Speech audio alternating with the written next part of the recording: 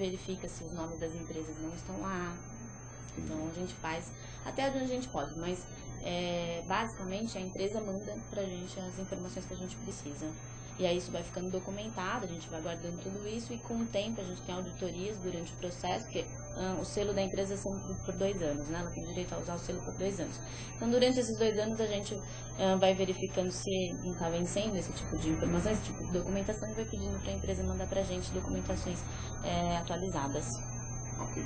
O quarto conceito qual que é? O quarto conceito, muito parecido com o terceiro, é a responsabilidade ambiental da empresa. Então, da mesma forma que ela trabalha a responsabilidade social, a responsabilidade ambiental.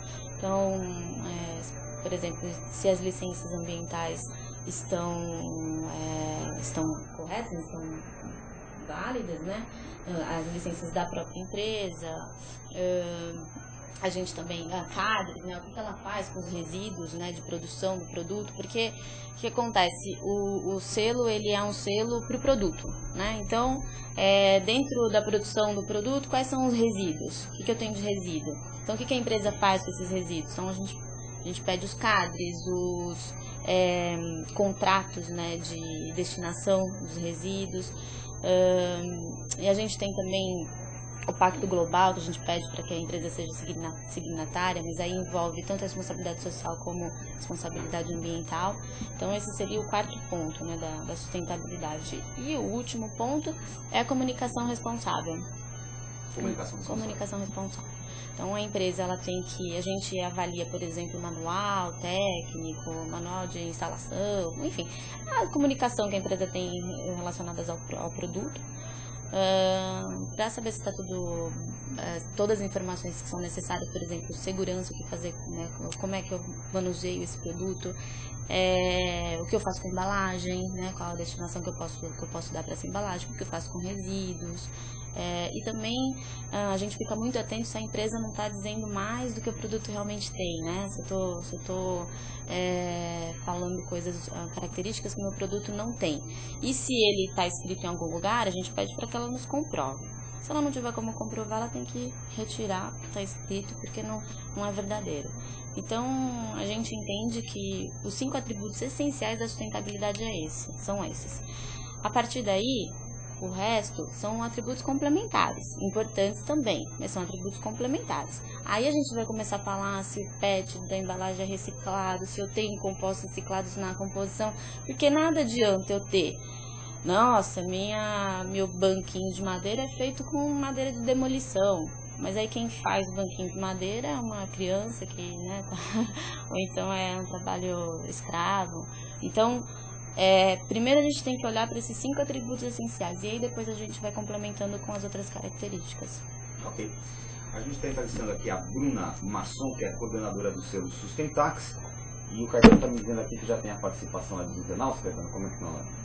Perguntas? Pois é, tem perguntas aqui pelo chat da UTV, tem algumas perguntas pelo Twitter também. Eu vou começar por ordem de chegada. Aqui o Paulistano foi o primeiro que enviou um comentário e uma pergunta, Bruna. Ele comentou o seguinte: quando se pensa em meio ambiente, a ideia que se tem é de sustentabilidade, preservação e outras. Porém, no decorrer dos anos, muitas empresas começaram a usar a imagem do meio ambiente a fim de se promoverem no mercado. De que forma as empresas têm se adequado à nova política empresarial de sustentabilidade? Essa é a primeira pergunta, tem algumas outras, né? Eu não sei, bom, elas estão tentando se adequar, mas eu ainda acho que o que a gente vê no mercado ainda é muito o tal do greenwashing. Eu não sei se, logicamente tem algumas empresas sérias que estão realmente trabalhando no sentido correto, mas eu acho que ainda a grande maioria ainda está no greenwashing. Então, só aproveitando, Bruna, vamos explicar o que é o greenwashing. Explica aqui pra gente o que é o conceito do greenwashing. Bom, greenwashing, para começar, greenwashing é um termo em inglês, né? Ele vem da junção de 2 palavras, que é whitewash, que é aquela tinta tipo cal, que é só para você dar uma coberturazinha, mas ela não tem qualidade, ela não dura. E o green, né? A famosa, como é que chama? Como é que chama? Pá de cal, né? Exatamente. Você coloca só para dar uma cobertura bonitinha, fazer um revestimento ali, mas ele não vai durar, ele não tem qualidade, enfim. E a palavra green, né, que é verde, então você tem o que a gente chama de maquiagem verde. que é você atribuir características ao seu produto que na realidade elas não existem. Que é, como eu já falei um pouquinho, você falar que seu produto é sustentável, se apegando às vezes a um atributo apenas. Né? Então, como eu falei, você tem um produto tóxico dentro de uma embalagem de PET. Você enaltece, né, uma determinada qualidade que embalou em papelão reciclável.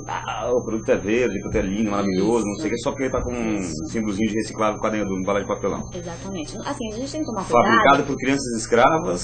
As condições insalubres, subhumanas, é tóxico, faz mal para a saúde, não tem destinação correta, mas tudo bem, ele tem embaladinho exatamente. Isso é o greenwashing. Esse é o greenwashing. Existem vários sinais, esse é um deles. Outro sinal, por exemplo, do greenwashing é você dizer que, por exemplo, o meu produto é dermatologicamente testado. É obrigatório, não é um diferencial. Tem que ser, é igual para todo mundo. Então, é outro sinal também, né? Você, autosselo é um outro sinal de greenwashing, que é você, a própria empresa, se autodizer e colocar fazer lá um selinho, eco, não sei o que, né? Eu sou eco. Eco certified. Umas coisas, né? E aí ninguém viu isso, não foi uma empresa de terceira parte, não foi nem ao menos uma associação, né? Do próprio segmento. A própria empresa colocou o selo lá, isso é um outro sinal de greenwashing. Tomar cuidado com termos, por exemplo, 100% ecológico, 100% verde, 100% sustentável. São termos também que já geram uma desconfiança no consumidor, porque a hora que, né, ou devem gerar, né? O publicitário ele tem que ter essa percepção, porque o consumidor ele não é tonto. Quando ele vê 100% sustentável, é difícil de acreditar que não existe nenhum impacto ali, né? É meio complicado.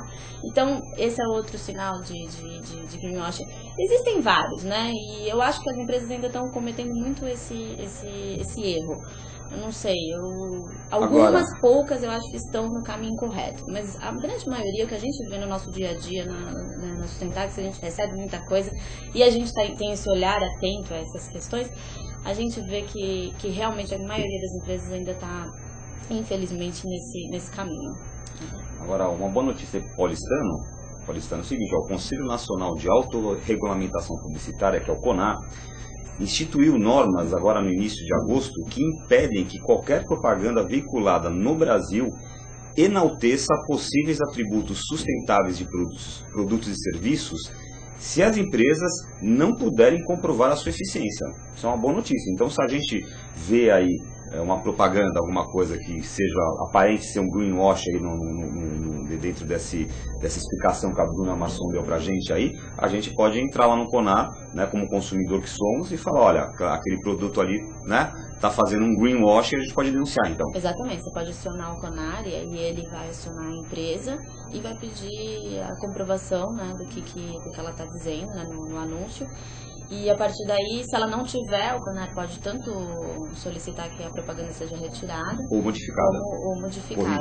Então, isso é bom para o consumidor. Eu acho que o publicitário ele vai pensar um pouquinho mais, né, antes de escrever ou de dizer alguma coisa em relação ao produto. Nos apelos de sustentabilidade, né? Falando dos apelos de sustentabilidade. E para o consumidor é bom que acho que você gere uma transparência maior, né? Você vai, e também agora, você pode acionar, né? Não querendo sair em defesa da minha classe dos publicitários, mas o coitado publicitário muitas vezes ele acaba escrevendo esse tipo de coisa muito por desconhecimento, não saber o que é correto e às vezes por informação ou exigência do cliente. Do próprio cliente. Né? O cliente fala assim, olha, meu produto é... Tá bom, se o produto eu acredito que seja, e vou lá e escrevo, né? Sim, então, quando eu falo publicidade, na verdade, a informação que vem muitas vezes é uma responsabilidade do anunciante, do fabricante, que diz que o seu produto e você, obviamente, amplifica isso daí. Caetano, tem mais perguntas? Tem mais perguntas.